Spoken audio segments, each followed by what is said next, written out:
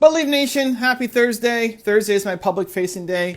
So I'm doing interviews and hangouts and podcasts and live streams, Zoom calls all day long. It's the day I put my extrovert hat on and get to work to try to bring value to entrepreneurs. I like having one day per week that I just put all of my extrovert stuff together just to stay in the same energy zone. I'm a big believer in staying in the same energy zone so that the energy I get from meeting one person, I put into the next, I put into the next, I put into the next, where I find if I'm doing an interview and then I go write a book or I go do, mentorship with my team, it's just shifting between energy states too much. And then I lose the mojo. I lose the momentum. There's too much of a shift to get from one spot to the next. So we're doing a couple of lives today. I've already done one, actually. This is the second. We got another one coming up later on today. And I'm supposed to have a guest, so I'm waiting for him to pop on here in the chat. Let's see what happens. Until then, welcome everybody. Welcome. We're going to learn entrepreneurship today. You got something quick for me while we wait for my guest to join in? Pop it down here. Hey there, says Nikhil. Welcome aboard. Look at the beard. Who's the beard guy? That's wild.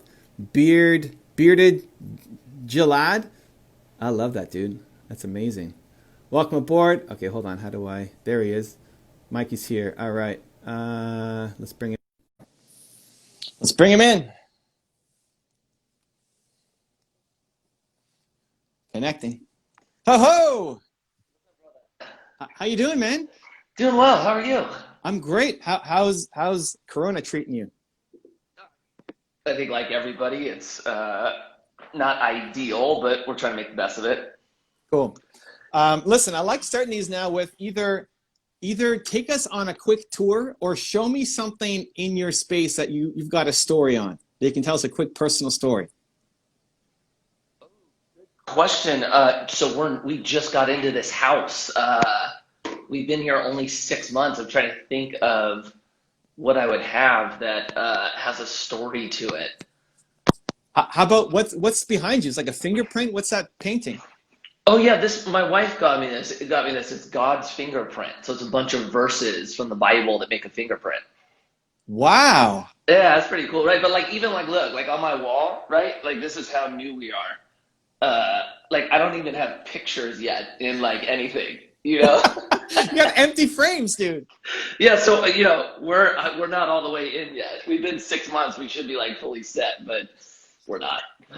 I love it, man. Well, last time we connected was about a year and a half ago.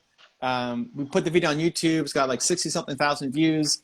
And I love you moving from kind of professional athlete into successful entrepreneur because a lot of people don't make that transition super well. What's the update? Past year and a half, how's it been going? How's Commune Capital? Okay. Where's Mikey Taylor, the entrepreneur, at these days? Okay, so the transition is getting easier. It only gets easier, which is good. I would say for me, the first year was the hardest. And then the second year was when you include social media, it makes it even harder because you have people that watch you that want to see you do one thing. So there was that second year where it was dude, we're not into this. And then finally you start catching traction and people are like, hey, you know what? I actually kind of like this. And then you still have your drop off, but I've definitely gotten to a groove where people know what I'm doing now and it's kind of being established, which is nice. And then as far as the company goes, transition through this. We had to move fully digital, had to change the experience from people looking at apartments. It was more on the management side, but you no longer walk units. It's all done virtually.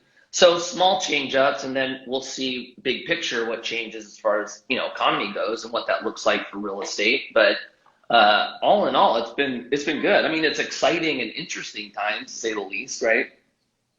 How long were you thinking about moving to entrepreneurship while you were, because your career was long, dude. Your career, and that's not just a flash in the pan, dude. So, I had a long one, yeah. But how long were you thinking about, I don't know if the skateboarding thing is what I want to keep doing before you made the switch? Well, it wasn't so much that. It was when is it going to end? Because skaters, we don't ever want it to end. We want to do this forever. But we do, our sponsors give us typically a 3-year contract. So that's how long we think we have, to continue to do it. And every time the contract ends, it's am I getting another one? So it was every 3 years. And for me, it's funny, man. I think because I didn't go to school and I skateboarded, I just didn't think anybody would ever hire me because I thought my talent was just riding a skateboard. So I just always had it in my head that if I wanted to go do something, I just had to do it myself, Mm. which is a weird way to look at it, but it ended up leading towards entrepreneurship. And how did you get over I mean, I'm just a skater. I didn't go to school. I'm gonna now buy apartment buildings and raise funds. Like that's a shift, dude. Dude, I started small. It's like I started with companies inside of skateboarding in the world I knew. And there were, a handful of guys that I got to look up to as an example that own their own skateboard companies. And like that was, I don't know, it felt like an easier transition because it was all skaters that were owning them. So I started there and then, that led into trying to get outside of kind of our world. And then with what I do now, it was hard because I was sitting at tables and like I didn't know the language. I looked completely different. Like there was definitely this insecurity that came over me of like, am I even supposed to be here? And then you just like start gaining confidence in yourself that yeah, you can be here. Your just path to get here was different. But I mean, dude, it was just time. I just had to keep going through it and become comfortable in it. And what keeps the motivation? Because a lot of people get into that boardroom and then they realize, oh my God, this is a different language. I don't know what I'm doing here. Like, why not quit? When most people do. I think people quit when they don't know why they're doing it. Hmm. And for me, the why was so important that the challenge was fine because I didn't want to stop until I accomplished it. So I think it's just, my purpose was there, which then became my motivation through hard times. I love it. Okay, well, since we're live, how about we throw it to some questions too from the audience? You down for that? Let's do it. Let's do it. Okay. How's everything with you, real quick? Listen. I'm in Canada. It's way better here than I mean, I'm California. looking at the rates out on the West Coast, and it's scary, dude. Yeah. So things are good here. We started lockdown super early. Even as I'm in a condo building, we have to wear, like, they passed a law that we have to wear masks in elevators, in the common areas, all of it. So, yeah, we only had 70 new cases in our province, so like the state, Okay. in the day. Okay. So yeah, it's pretty. But we're still on lockdown, right? It's easier for me because I'm an introvert too. So that's just stay home and make content all day. This is easy, Okay. guys. See, I'm a people person, dude. This is killing me. Yeah. So well, you I'm got to like, do more IG lives. That's it. That's just the answer. that's true. Just keep going live. That's true. That's true. Okay, let's pop some questions. You got a question for me or Mikey? Pop it in here. Let's have some. Let's jam it up. How to stay positive? Mm. You want me to answer that one? Yeah. Go for it. Go for it.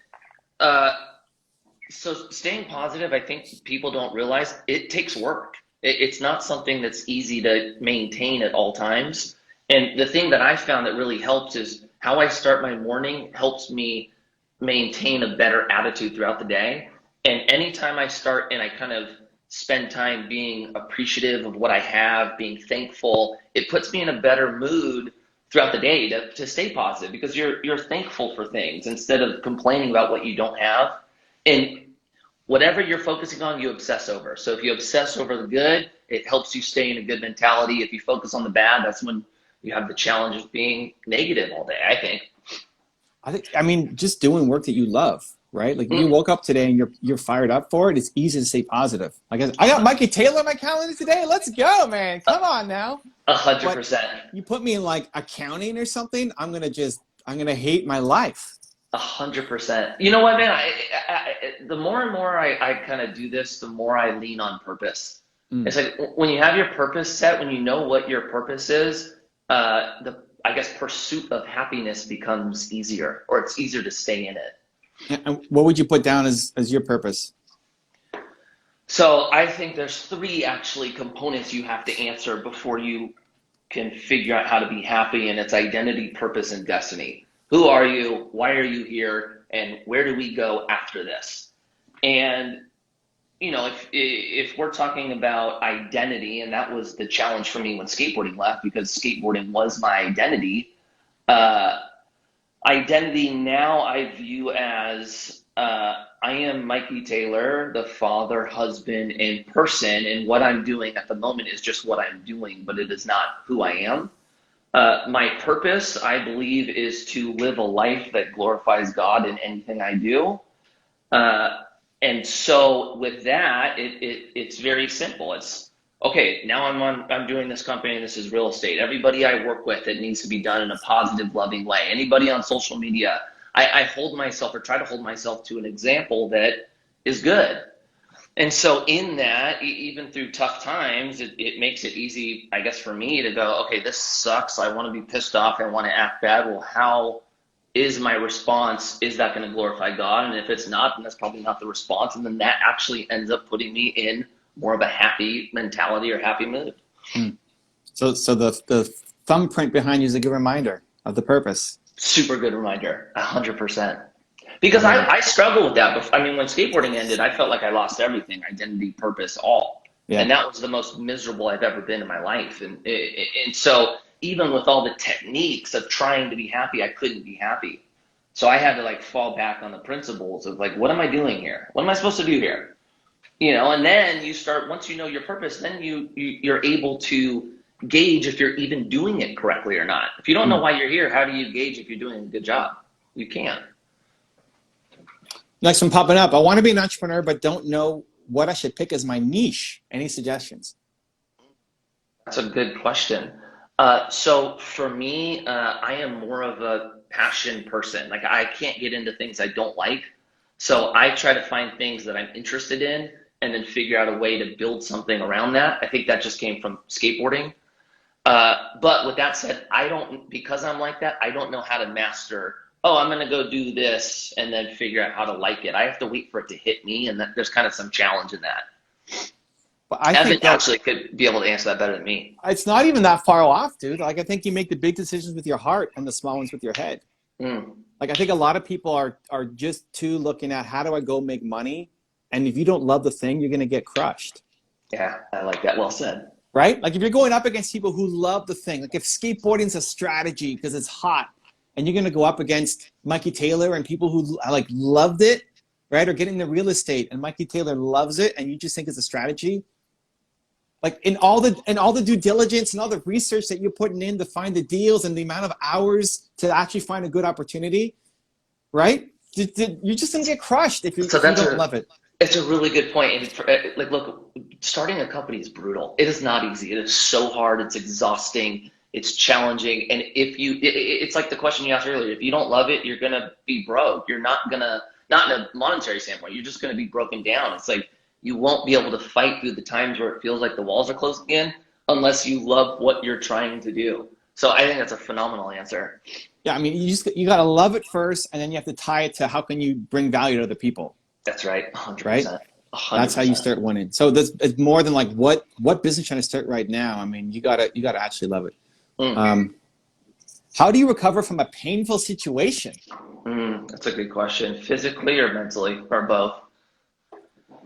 I don't know. Take it where you want. Go mentally, because physically we kind of know. The mental ones are the hard ones. So mentally, so this is the encouragement to it. When you go through a painful situation, you're being challenged. I think we automatically try to stay away from pain because we think pain equals something bad. But pain is good for us because we recognize what our limits are, or that we can actually take our limits to a further place. So in any painful situation, I look at it as a time to improve. And then every time I've gone through those situations on the other end, I've actually come out better. So in hard times, I just focus on what's going to happen, not the feeling I have right now. But it's not easy. I think it depends on what you're dealing with.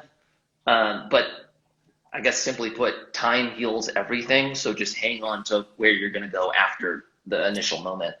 I think service too, right? Like whatever you've struggled with, you could then help other people through. And your purpose comes from your pain. So if you could think about, hey, I'm going to get through this in a couple of years or 5 years or 6 months or whatever, and then I'm going to make sure nobody else has to deal with this same emotional trauma, right? I think of Candace Leitner. You know Candace Leitner? No. She started, so she was a real estate agent, mother of like 3 kids, single mom, real estate agent. And then her 13-year-old daughter got hit by a drunk driver and like died on the spot, like was flown, feet forward, and just died. And she became so enraged. They caught the driver, and the police said, he's done this before. He was drunk. He's not gonna, the laws aren't in our side, and he's probably gonna walk again. Uh-huh. And she got so pissed that she started Mothers Against Drunk Driving. So she took that like crazy pain of losing a child to a drunk driver and knowing that he was gonna walk to And then made a saying, blessing out of it. yeah, like no other, I don't want any other mom to have to face the same thing that I struggled with, and launched Mothers Against Drunk Driving, right? So like that pain can define you in a negative way for most people, or for some in a positive way, to say like nobody else, like through service, nobody else now will have to suffer the same way that I suffered. That's well said. I love that. That's really well said. Is it easy to balance work life and family life? Oh, the new dad here in the house. He's welcome. We didn't say congratulations too, by the way. Thank you. I appreciate that. So for me, it is incredibly hard. It is really, really hard. It's one of my wife and my biggest struggles is I am an obsessive personality. And when I do things, it consumes me. And that is not a good quality when it comes to having a wife or a husband. So for me, I just have to really, really, really work on it. I have to set reminders, and it's hard. I wish I had an answer for you on how to make it simple, but for me, it's not. It's an everyday struggle. The only good I found in making the situation better is putting time on the calendar to spend with my wife and with my kids. So just making it, I guess, schedule for me.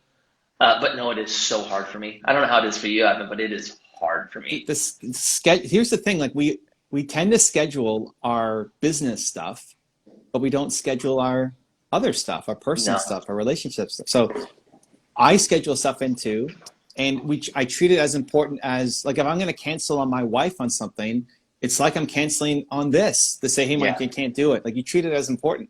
Yeah. One of the things my wife and I did is we try to figure out how can we have fun every morning. So instead of just like wake up and be productive, what would make it fun every morning? So we'll do a 10-minute meditation together and then go outside and take the dogs and just have fun. Like, that's 9:30 every morning. We're doing that before I come in and start doing interviews and everything else. Because it was just bang, bang, bang. And like weekends and evenings we'd have together, but how can we start the day doing something fun? So yeah, I agree. I mean, how old is your little guy now? Our little guy is about 3.5 months. Our middle is 5. Our oldest is 8. Yeah. And when you start having kids, it gets even harder to spend time with your wife or husband. So what we're on, which really helps, is we do a weekly date.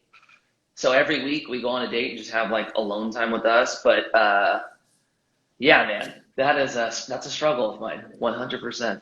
You schedule it in. It's the same thing. Like Friday night, I end at 5. Whatever I'm doing, to sit down at the table and have dinner with my wife. So I will say this, that's been one huge blessing for us through the whole COVID thing, is kind of reestablishing the importance of all of us eating together at the dinner table. That's been huge. And so that one's one that I don't think we're going to let go after this. Of like, guys, every night we're all here, we're going to eat, no phones, conversation. That's been a big plus for us. What else are you going to not let go of? I mean, obviously you want to be around people and get back out to it, but. Oh, man. Let's see. I'll probably work from home a little bit more than I used to. I was in the office pretty much 5 days a week unless I was out meeting with people. I'll probably switch it up and go 3 days here, 2 days at the office, just because I do like the idea of still being able to see the kids while I'm working and stuff like that. I'll hang on to that. We'll do the dinner time. And what I would like to hang on to is, like, I don't know if anyone else is watching this has experienced this, but through lockdown, dude, we are spending way less money. Like, there are so many things that we are not doing. And, kind of that's been a plus. But my concern is once, this thing opens up, I love going out. Like, dude, we love going out to dinner. We love seeing people, and that adds up. So we'll see if there's a new balance we can create there. Cool, man. Well, I remember even between when we had our chat last year or a year and a half ago, you were in your car, like between meetings, and just pulled over because it was time and you didn't make it back on time. When I talked to you last, I was in the middle of a capital raise, and it was like dude, it was going from person to person to person, and I didn't get home for our thing. I remember I stopped in the parking lot. I'm like, hey, dude, Yeah. I'm so sorry. I'm sitting in my car. Yeah. He's hustling. Yeah, Hustling the that's right. entrepreneur. I That's love it. right. Okay, let's get to something. Let's see. How to get excitement back to your life. Oh man. Um, okay, I think if you're not excited, you're maybe not challenging yourself the way you should.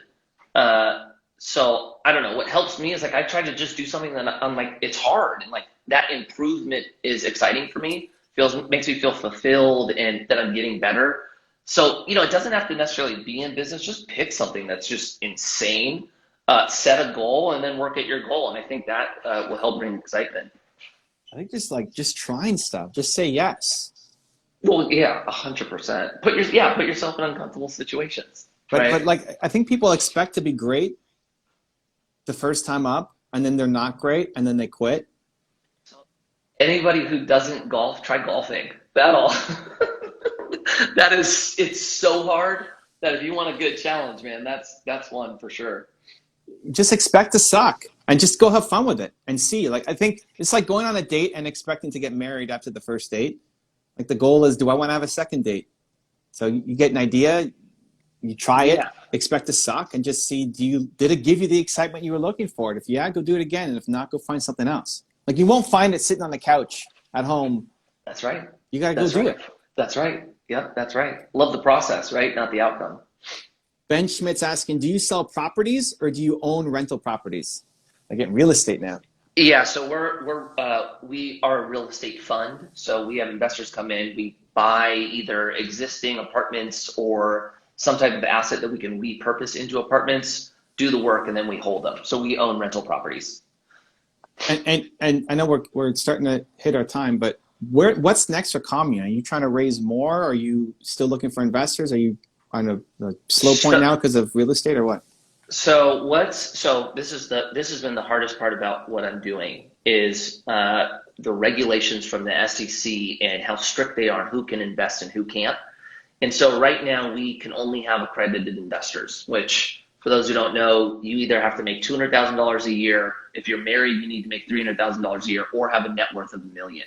And my purpose was not to make the rich more money. My purpose was to bring as many people as possible to achieve financial freedom. And me coming from the skate world, we didn't make money like that. Like Yeah.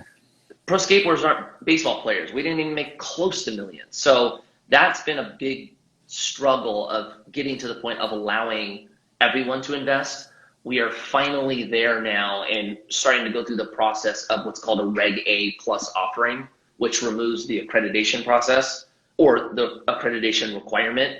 So once we get filed, we go through the SEC process of approval. That is going to be a whole new world for me because now it'll go more on social media and Yeah. trying to get as many people involved instead of I think right now we're at about 60 investors. So instead of a small few, it's now this is aligning with my true purpose. Nice, dude. I mean, that was the problem a year and a half ago. Was the same Dude, thing of that's right. And it's like, dude, I'm so much on like, not only investing in opportunity, but we do a lot of education as well. I want people to understand how money works. And so, when you use social media to get out to that many people and the majority of people are first time investors, it's like, well, where do I start? And then I go, well, you can go over there and go over there, but I would love to go, hey, you know what? Come be involved with us. It opens it up to where I want this thing to truly head. so what's the minimum going to be, and when is that going to launch? So our minimum right now is $100,000. That minimum will come down to where we're at right now. I think about $5,000. The SEC gives you kind of a broad stroke on timeline of approval. They say anywhere between 3 and 12 months. So once it gets filed, we'll see when they approve. But we're hoping sometime right around the end of year, beginning of first quarter. Nice, dude. I mean, Yeah. has things slowed down because of Corona? Yes and no. Okay. From a work standpoint, no. It's been so busy from closing on buildings or apartments. That's been the challenge. It's just real estate's good because it's slow, right? It doesn't react like the stock market. Corona hits, stock market plummets, real estate just does this. But when a correction needs to happen, sellers are typically slow to adjust. So we're underwriting a ton of properties. We're putting in a lot of LOIs, but sellers are not selling. They're bringing buildings off market. And then now we're finally starting to see buildings come back on market for the second time, which means you're starting to see a price correction. So we're waiting for sellers to get there. We don't want to catch a falling knife. We want some type of reduction in uncertainty. So what that means is we're doing a lot of work. Deal flow is a challenge, but investor excitement is at an all-time high. If people know that there's opportunity in front of us, it's just waiting for the right opportunity, essentially. I love it, man. Yeah. Well, I want to be conscious of the time. Mikey Taylor in the house. For people who want to dive into your world, commune, obviously people watching live, but YouTube will link stuff up below. Where do you want them to go? If you get to my Instagram, you can pretty much get anywhere from there. I have my number in my Instagram. You can shoot me a text. I respond to as many people as possible, but the list is getting a little bit long, so I'm slow. So if you text me on a Monday, it might take me until Friday to get back to you, but that's a good place for sure. All right. At Mikey Taylor. We'll link that up below too. Dude, good to see you. Glad everybody's safe and healthy and happy. And I'm pumped to continue to watch your entrepreneurial journey explode. Brother, it was a blessing. All right. Much love. IG, later.